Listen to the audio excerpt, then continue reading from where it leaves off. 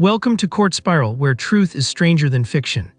Today, we're diving into one of the most shocking legal battles that will leave you questioning everything you thought you knew about justice. In the world of the rich and powerful, no one is beyond the law. But sometimes the law itself becomes a game where the stakes are higher than we can imagine. Let's take a look at how the case of the Watergate Scandal unfolded, a saga that not only rocked the political landscape of the United States, but also opened the floodgates to a new era of political accountability. The Watergate scandal began in the early 1970s, but its roots can be traced back to the intense political climate of the time. The United States was embroiled in the Vietnam War, and public sentiment was deeply divided. President Richard Nixon, determined to secure his re-election in 1972, ordered a covert operation to gather intelligence on his opponents. This led to a break-in at the Democratic National Committee headquarters, located in the Watergate office complex in Washington, D.C. Initially, the break-in seemed like a minor incident, a mere footnote in the annals of political competition. However, as investigations unfolded, it became clear that this was just the tip of the iceberg. The intrigue thickened when the 5 men arrested at the scene were found to have connections to Nixon's re-election campaign. What started as a burglary quickly escalated into a full-blown political scandal. Just when it seemed like this case was about to wrap up, something unexpected happened. Investigative journalists Bob Woodward and Bernstein from the Washington Post began to dig deeper into the story. Their relentless reporting uncovered a complex web of corruption that reached the highest levels of government. They relied on an anonymous informant, famously known as Deep Throat, who provided crucial information about the administration's attempts to cover up its involvement in the break-in. As evidence mounted, the role of the Nixon administration became increasingly suspect. In 1973, the Senate Watergate Committee was established to investigate the matter.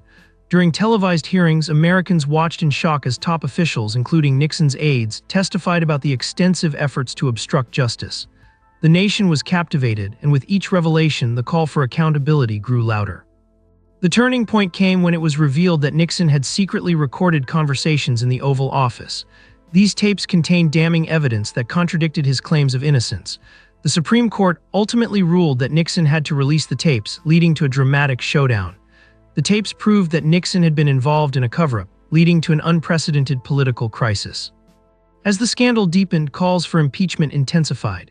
In July 1974, the House Judiciary Committee approved articles of impeachment against Nixon for obstruction of justice, abuse of power, and contempt of Congress.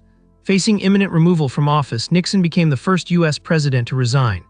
His resignation in August 1974 was a watershed moment in American history, as it underscored the principle that no one is above the law. In the end, justice prevailed, but it left behind many unanswered questions. Was the verdict truly fair, or was there more beneath the surface? While Nixon was pardoned by his successor Gerald Ford, many wondered if this act was a bid to heal the nation or a political maneuver to protect the interests of the elite.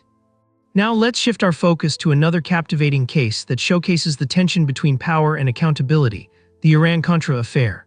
This scandal involved a secret U.S. arms deal with Iran, which was then embroiled in the Iran-Iraq War. The Reagan administration was determined to combat the influence of leftist movements in Central America, particularly the Sandinista government in Nicaragua. To fund the Contras, a rebel group opposing the Sandinista regime, officials concocted a plan to sell arms to Iran despite an embargo.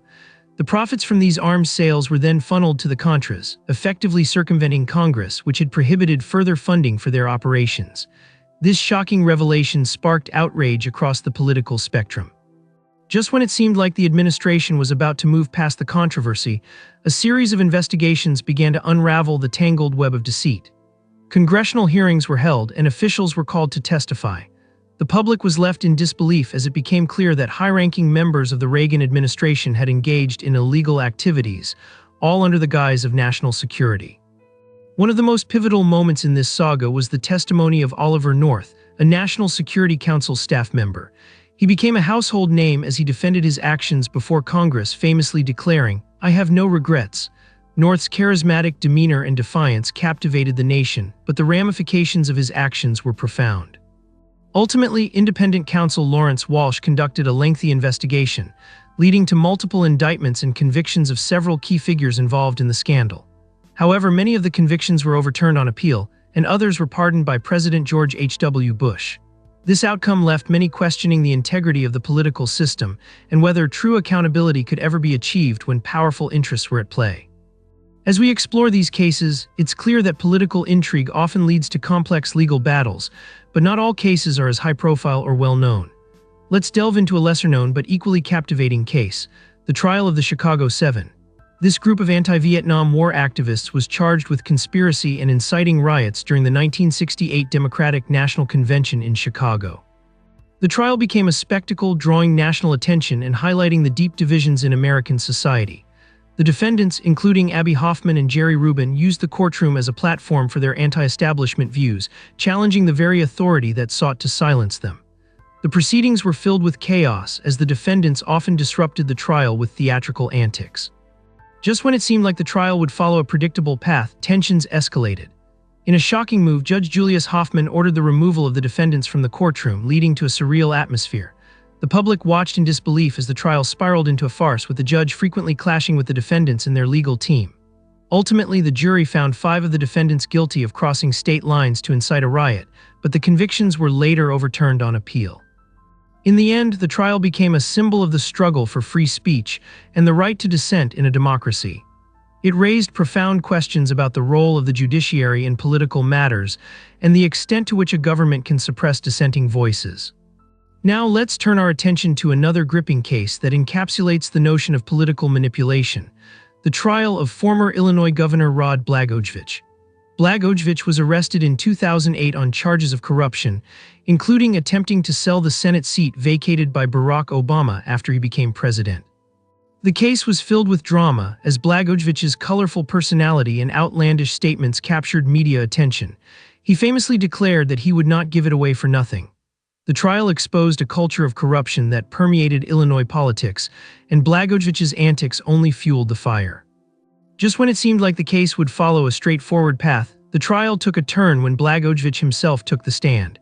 His testimony was a spectacle, as he attempted to portray himself as a victim of a political witch hunt. The jury ultimately convicted him on multiple counts, and he was sentenced to 14 years in prison. However, the story did not end there. Blagojevich's case became a focal point for discussions about political accountability and the ethics of public office. His eventual release from prison in 2020, following a commutation by President Donald Trump, reignited debates about the justice system and the influence of political power. These cases illustrate the intricate dance between politics and the law. They reveal that beneath the surface of political intrigue lies a complex web of motivations, ambitions, and moral dilemmas. As we reflect on these stories, we are reminded of the importance of vigilance in a democracy and the need for accountability at all levels of government. In conclusion, the landscape of political intrigue is filled with court cases that challenge our understanding of justice. From the Watergate scandal to the Iran-Contra affair, and from the Chicago 7 trial to the saga of Rod Blagojevich, these stories reveal that the pursuit of power often leads to ethical quandaries and legal battles. What do you think about these cases? Was justice truly served, or did the system fail? Let us know your thoughts in the comments below, and don't forget to subscribe to Court Spiral for more shocking stories from the world of law. Don't forget to like and subscribe to Court Spiral. We're back every week with new, shocking stories. Let's continue exploring just how unpredictable justice can be.